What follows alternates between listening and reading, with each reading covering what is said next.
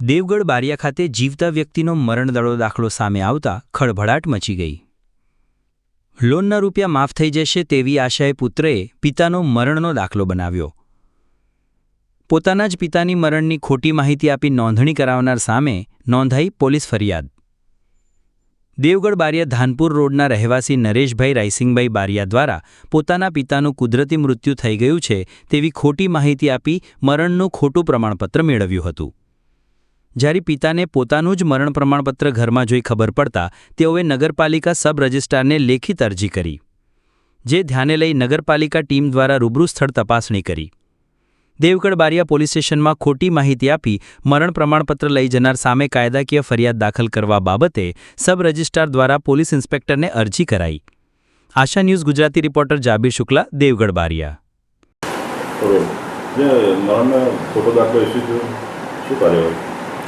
29 તારીખના રોજ અરજદાર રાયસિંગભાઈ મગનભાઈ દ્વારા એક અરજી આવી હતી.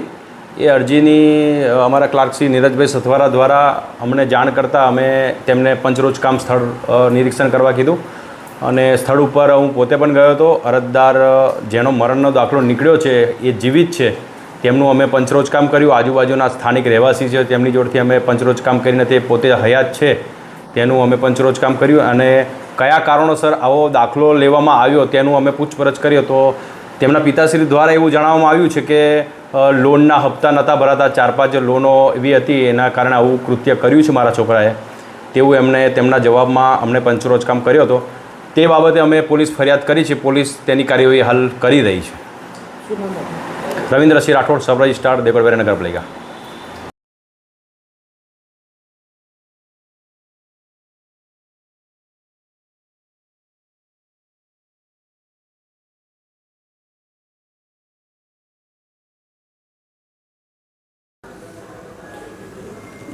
જે ખોટો દાખલો ઇસ્યુ થઈ ગયો છે એને લઈને શું પ્રક્રિયા કરી? શું જે ખોટો દાખલો જે અહીંયાથી ઇસ્યુ કરવામાં આવ્યો છે એમાં અરજદાર દ્વારા જે પુરાવાને રજૂ કરવાના હોય એ પુરાવા એમને ખોટા રજૂ કર્યા છે એવું નગરપાલિકાના ધ્યાને આવતા જે તે કર્મચારી દ્વારા પોલીસ સ્ટેશનમાં એફઆઈઆર અને કાયદેસર કાર્યવાહી કરવા માટેના પગલાં લીધા છે અને આવનાર સમયમાં જે પણ નિયમ મુજબ કરવાનું થશે એ નગરપાલિકા કરશે. આ તો જાગૃત નાગરિક દ્વારા બહાર આવ્યું છે તો તમે અગાઉ એ વાત ચેક કર્યો છે કે આ જે ધ્યાને આવ્યું એને લઈને બીજા અગાઉ પણ આવી રીતે કોઈ દાખલા નીકળ્યા હોય કે કોઈ મરણના દાખલા આપ્યા હોય?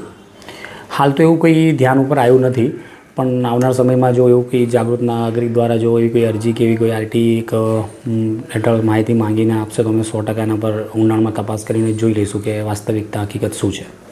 દાખલો જે આપવામાં આવે છે એ કયા આધાર પુરાવા પર આપવામાં આવે છે? મરણનો દાખલો? હા, મરણના દાખલામાં એક તો સપોઝ સમજો કે કોઈ હોસ્પિટલમાં ડેથ થઈ છે તો ત્યાંનું સર્ટિફિકેટ ત્યાંની ડૉક્ટર લખીને આપે એના આધારે આપવાનું થાય છે. અને બીજું કે જે નગરપાલિકા સ્મશાનની અંદર ત્યાંથી એક પહોંચ કે એવું કંઈક એના આધારે 1 કે 2 ડોક્યુમેન્ટના આધારે આપવામાં આવે છે. શું નામ કાકા તમારું? રાયસિંગ મગન. તો તમને કેવી રીતે ખબર પડી કે તમારો મરણનો દાખલો નીકળ્યો? મને સાહેબ હું એક બીજે ઘર થેલી મારી ઓળખી જવાથી થેલી ઉપરથી મેં જોયું તો મેં કહું હાલું મારું હું જીવતો છું ના મરણનો દાખલો આ થેલી ઉપરથી મેં પકડ્યો. ત્યાંથી પછી ઘેર જઈને જાણ કરી તો ઘેર વાળા કે અમે નથી લાવ્યા. તો પછી મેં કલ્લુભાઈને વાત કરી લી તો કલ્લુભાઈએ બધું એ કર્યું. શું કર્યું પછી? પછી પાલિકાવાળા આવેલા મને અહીંથી બહાર લઈ જાય ને ત્યાં પૂછ્યું બધું, પોલીસ સ્ટેશન લઈ જાય. જવાબ કેવા જવાબ આપ્યા પોલીસ સ્ટેશન? પોલીસ સ્ટેશને મેં કહું સાહેબ આ લોણાની મને ખબર નથી, આ મારા છોરોને બૈરી લાવેલા એટલે આ લોણે મેં વાપરી નથી કે મેં કોઈ જાણતો નથી. અમે આટલો મારો મરણનો દાખલો કયા છોકરાએ કાઢેલો? શું નામ છે? નરેશ રાયસિંગ. કયા નંબરનો છોકરો તમારો? 2જા નંબરનો. તેને શેના માટે આ લોણા માફી થાય એમ કરીને કંઈ કરાવેલું. શું નામ તમારું? રાયસિંગ મગન.